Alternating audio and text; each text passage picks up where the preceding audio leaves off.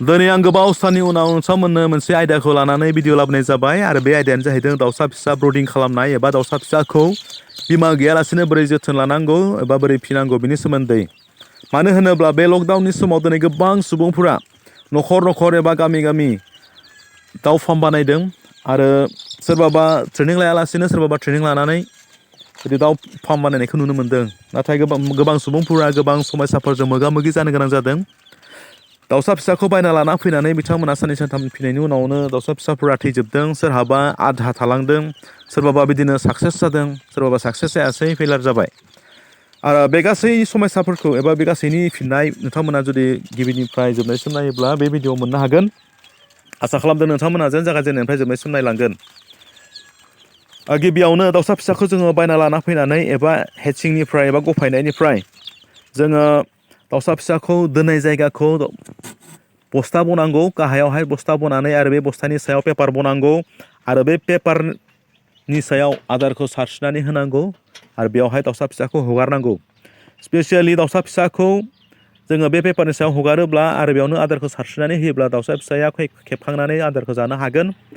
आरो बेनिफ्राय जागायजेननायनिफ्राय जोङो दाउसा फिसानो जों बासनखौ बाहायनो नाङा, आदार होग्रा बासनखौ, मानोना बिथांमोना एसे उसुबिदा मोनो आरो पेपारावनो सारस्रिनानै होयोब्ला बिथांमोना गोरलैयैनो जानो हायो। आरो बेनिफ्राय बिथांमोननो थोजासे दै, बिथांमोननि खाथियाव दैबो दोनफानो नांगोन, दै होनांगोन बिथांमोननो। लोगोसे दाउसा फिसाया जेन गोजाङा बिनि थाखाय जोङो गिबियावनो बस्था बबाय, बस्थानि सायाव आरो पेपार बबाय। आरोबाव बिथांमोनखौ जेन जोङो सेफटियाव लाखिनो थाखाय बिथांमोना जेन गोजाङा बिनि थाखाय बार हाबनो हायै बायदि मोनसे बेंखनसि बानायनानै बिथांमोनखौ दोननांगोन। आरो बे बेंखनसिनि गेजेरावहाय बाल्ब मोनसे सुनांगोन, 100 वाटनि बाल्ब। जुदि दाउसा फिसाया 50थाब्ला एबा 100 पिसब्ला जों बेयाव 100 वाटनि बाल्ब मोनसे सुनानै होयोब्ला बे हिटजों बिथांमोना मोजाङैनो थानो हागोन आरो बिथांमोना गोजांनाय नङा। लोगोसे दाउसा फिसानो जोङो साखोन सिखोनखौ लाखिनो गोनां जायो, बिथांमोननि थानाय जायगाखौ। बिथांमोना सानथामसो जुदि थायोब्लानो बिथांमोननि खिजों बिथांमोना गाला गुला जागोन आरो बे जायगाया मोनामगोन। बेयावहाय पेपारखौ सोलायना होनो हायो। जोङो गोजाम पेपारखौ सोलायनानै मोनसे गोदान पेपार बेयाव आरो होनो हागोन। आरो बे गोदान पेपाराबो जुदि सानथामसो फिनायनि उनावनो एबा दोननायनि उनावनो लेथ्रा जागोन, गाज्रि जागोन, होमब्ला आरो बे पेपारखौबो सोलायनानै गुबुन आरो मोजां पेपार, गोदान पेपार बेवहाय बनानै होनांगौ। आरो बेबायदियैनो साखोन सिखोन लाखिनांगौ। लोगोसे बिथांमोनखौ जोङो माने नोजोर होबाय थानो गोनां जायो। बिथांमोना मा समस्यायाव गोग्लैदों, बिथांमोना माबायदि अबस्थायाव दङ बेखौ नोजोर होनानै बिथांमोननि नांगौ बादि जोथोनखौ जों लानांगौ आरो बिथांमोना मा अभाब जादों बे अभाबखौ जोङो सुफुंनो नाजानांगोन। होमब्लासो जोङो बे दाउसा फिसाखौ जोङो फिनो हागोन आरो साक्सेस जागोन। बिमाया जेरै दाउसा फिसाखौ जोथोन लायो थिग बिदिनो जोङो जोथोन लानो नांगोन। हर गेजेरब्लाबो, सानजौफुब्लाबो, फुंब्लाबो, जेखि जाया टाइमावनो जों बिथांमोनखौ नोजोर होबाय थानो नांगोन। होमब्लासो जोङो साक्सेसखौ मोननो हागोन। बेनिफ्राय नोंथांमोना जि दाउखौ नुदों दायो, बे दाउआ गासै 12 सान जाबाय, 12 डेज जाबाय बिथांमोना, 12 डेज अल्ड सिक बिसोरो। बिथांमोना दायो नुनायाव बिथांमोनखौ जोबोद स्ट्रं नुदों, एक्टिभ। बिथांमोना अजनाबो एसे गोगोमहैनो जादों, अजनाबो गिलिरानो मोजाङैनो फैदों। जोङो जुदि दाउसा फिसाखौ एबा दाउखौ मोजाङै जुदि ब्रुडिं खालामाब्ला, ब्रुडिं खालामनाय समावनो जुदि जि जोथोन लानांगौ, बिथांमोननो जि भेक्सिनफोर होनो नांगौ, बे गासैखौबो जुदि मोजाङै मेनटेन खालामोब्ला जोङो मोननांगौ बायदि वेटखौ मोननो हागोन। जुदि जोङो ब्रुडिं पिरियडआव जुदि मोजाङै बिथांमोनखौ जोथोन लायाब्ला जोङो जेसेबां वेट मोननांगौ, बिथांमोना ग्रथ जेसेबां जानांगौ बेसांखिनि ग्रथखौबो मोननो हानाय नङा, वेटखौ मोननो हानाय नङा आरो जोंहा थाङै थाङै फार्मा लस जानायनि लामायाव थांगोन। बेवहाय आं फोथायदों नोंथांमोना बे भिडिअनि गेजेरजों बुजिबाय ब्रुडिं पिरियड माने मा। स्पेसियेलि जोङो गरम बोथोरब्ला जों ब्रुडिं पिरियडखौ दैज्लां बोथोर एबा गरम बोथोरब्ला जोङो 10निफ्राय 15 दिननि गेजेराव जों खालामनो हायो। 10-15 दिननि गेजेराव जों बिदि ब्रुडिं पिरियड खालामनो हायो। आरो गोजां बोथोरब्ला 20निफ्राय 25 डेज जोङो लाखिनो नांगौ ब्रुडिं पिरियडआव।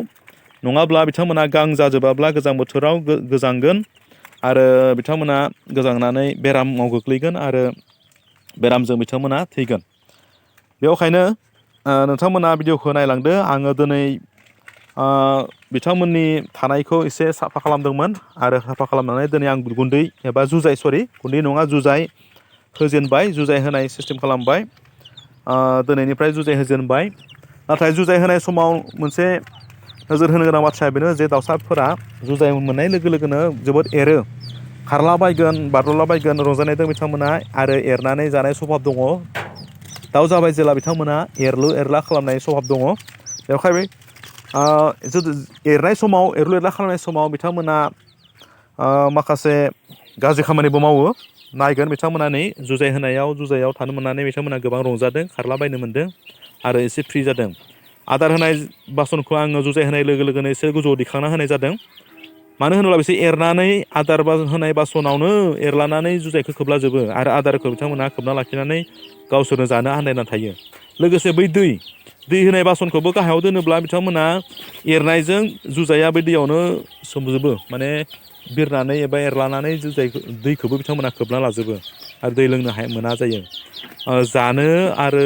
लोंनो जुदि मोनाब्ला बिथांमोननि देहाया रानसाबसाब जालांगोन आरो हामलांगोन बेवहाय बे गासै बाथ्राफोरखौ नोजोर होनांगोन आरो थाबनो बिथांमोनखौ नायनानै नोजोर होनानै जोथोन लानांगोन जुजाइया जुदि खोबनानै दङब्ला जुजाइखौ सुखांनानै बोखारना होनायनि बेब'स्था खालामनांगोन दैखौबो आरो गारनानै गोदान लाबोना होफैनांगोन नङाब्ला बिथांमोना सानसेब्लाबो एरबाय थागोन एरनानै बिथांमोना मोनजा दा मोनजा एरनायल'सो एरनानै एरबाय थायो आरो जि आदार होनायमोन बे आदारखौबो जानो आन्दायो दैखौबो बिसोरो लोंनो मोना हायै जायो बेवहाय बे गासै बाथ्राफोरखौ नोंथांमोना नोजोर होदो आरो बेसेबांखिनि जुदि केयार लायोब्लानो नोजोर होयोब्लानो नोंथांमोना साक्सेस जानो हागोन लकेल दाउ देरनायाव एसे उन जायो एबा एसे स्ल' बिथांमोना देरनो एसे थाब देरा होमब्लाबो जुदि मोजां जोथोन लायोब्ला मास मोनथामनि गेजेराव बिथांमोनखौ जोङो फाननो हानाय जायो 700निफ्राय 800 ग्राम बा 900 ग्राम बा सेरसे बिदि जाहैयो बिथांमोननि अजना आरो नांगौ बायदि जोथोनफोरखौ एबा भेक्सिनफोरखौ होयोब्ला बिथांमोननो भेक्सिन आरो भिटामिनफोरबो होगारनो हागौ बिथांमोननो गोबां बिदिनो मुलिफोर दङ बे माखासे मुलिफोरखौबो एप्लाइ खालामनो हायो होमब्लाना बिथांमोना मोजाङै ग्रथ जागोन देरगोन लावगोन आरो नांगौ बायदि वेटखौ जों मोननो हागोन नोंथांमोना भिडिअखौ नायलांदो